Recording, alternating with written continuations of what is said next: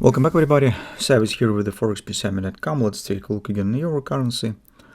So keep up with the analysis. So in general, things that we discussed in the weekend has happened. So we said that nearest destination point that we're considering is a top around 119, which is because this is some inner ABCD patterns.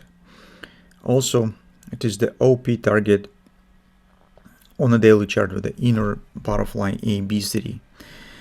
At the same time, market has good perspective to proceed higher, maybe not immediately, because you could see that market is overbought, and financial markets were very sensitive to the overbought conditions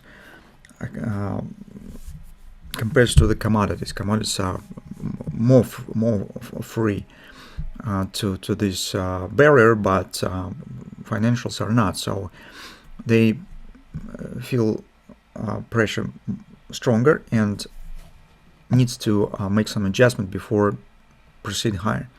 From that standpoint of view, that's actually what we discussed previously. So we said, let's see, then market will hit this area, maybe we'll get some pullback, and then could consider some other action, the possible taking the position and upward continuation. But here on the daily chart, you could see that's, well, it's definitely strong acceleration with the CD leg. It's much faster than this one, which is really good sign.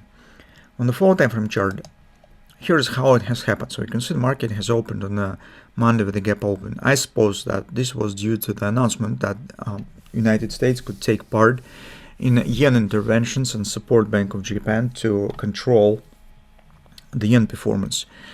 Also, indirectly, it was given a hint that probably it also might help to control the yields with the buyback of the bonds, or maybe some additional help to Bank of Japan to do this. Of course, this direct sign of the dollar weakness, because to support the yen you have to buy it, but to buy it you have to sell dollars. To sell the dollars you have to have it, right? So it means that Fed should print dollars, sell them, and buy the yens. Whatever amount of the yen might be used anyway is a sign of weakness, and as a result you can see what has happened. This has happened not only on the euro currency, in other markets across the board. We've got the same open, although we have hoped that maybe we will get here's retracement first, then upward continuation, but this hasn't happened. So we've got the direct upward action right to the OP target. So there was no actual stop. Inner ABCD pattern also has been completed, this small kind of pattern. What we could do currently, so based on the hourly chart, I do not see yet any signals, but the top here, not by the shape but by the market mechanics, what's really is going on, reminds me the performance of the double repo pattern, because we have the thrust, minor retracement to close the gap, and another attempt to break it up. But don't forget that market stands at daily overbought, and this may be the failure of the second attempt to keep going higher. If this is really the case, we could get deeper retracement. Currently you can see that we do not have any patterns, but most common patterns how it could happen, it's kind of the double top. In this case, retracement down to the 118, 117.60 area is very probable. Maybe because we have, you can see, lots of different fib levels. So you could consider, for example, confidence as 1790, 118.15, but also you could consider the 1796 as 1780 in this direction as well. It's working in similar.